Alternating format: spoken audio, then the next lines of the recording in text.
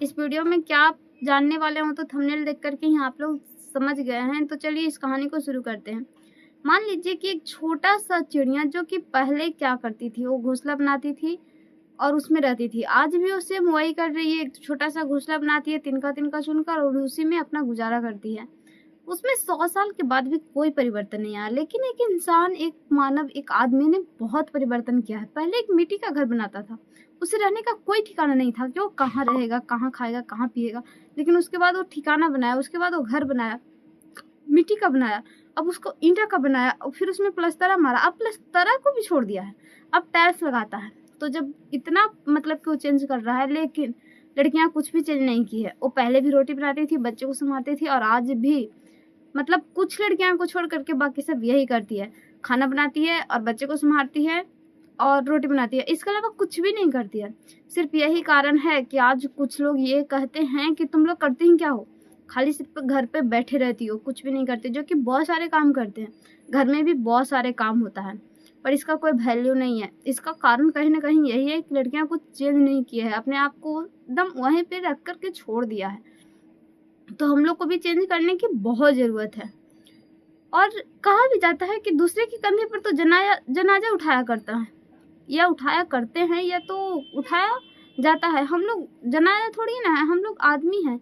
तो हम लोग को दूसरे के मतलब भरोसे नहीं बैठना चाहिए, हम लोग को खुद पे डिपेंड करना चाहिए। ये न कि दूसरे की मतलब कि हर छोटी मोटी चीज़ों के लिए दूसरे पर आश्रित रहें, ऐसा बिल्कुल नहीं। और यही कारण है कि आज भी कुछ लड़कियां को मारा जाता है, पीटा जाता है, गाली दिया जाता है, उसके यहाँ तक कि कुछ छोटी मोटी गलतियां पर उनकी जो सास ससुर हैं या तो पति हैं, उनके बाप तक चले जाते हैं कि तुम्हारे माँ बाप ने सिखाया क्या है।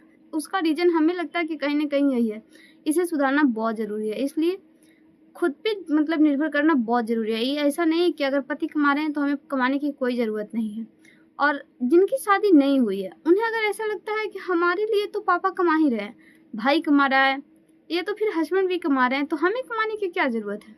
उन्हें एक बार ज़रूर सोच कर देखना चाहिए कि अगर वो हमें बिना बताए, जब वो हमें सरप्राइज देते हैं या तो कोई प्लान करते हैं, जैसे बर्थडे प्लान हो गया, एनिवर्सरी पर कोई प्लान हो गया, अगर वो करते हैं तो हमें कितनी खुशी मिलती है। या तो फिर अगर हमें शॉपिंग करने जाना है, अगर वो ज़रूरत से थोड़ी ज़्यादा पैसे दे देते हैं तो हमें बहुत खुशी मिलती है। अगर सेम उसी प्रकार से हम भी उनके लिए कर पाएँ तो सोचिए कि कितना ज़्यादा खुश होंगे वो।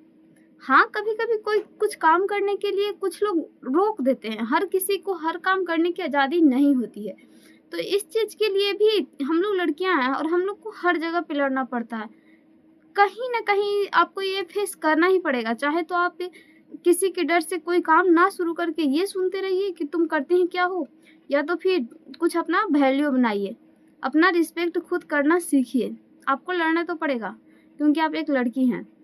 तो इसके लिए भी आपको, हमें लगता है कि आपको करना चाहिए।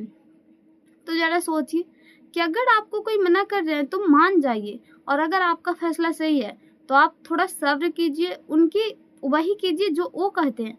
लेकिन हाँ, याद रहे हमेशा के लिए नहीं, थोड़ा दिन के लिए करना है। जब तक करना है तब तक उन्हें विश्वास ना हो जाए कि तुम सही है, मतलब तुम सही है, तुम्हारा फैसला सही है। अगर मतलब उनको ऐसा लगने लगेगा कि तुम्हारा फैसला सही है, फिर वो खुद ही इसकी अनुमति दे देंगे। तो इतना तक तो करना ज़रूरी है। और अगर आप लोग यहाँ तक सुने हैं तो आज का वीडियो यहीं पे ख़त्म करते हैं। थैंक्स।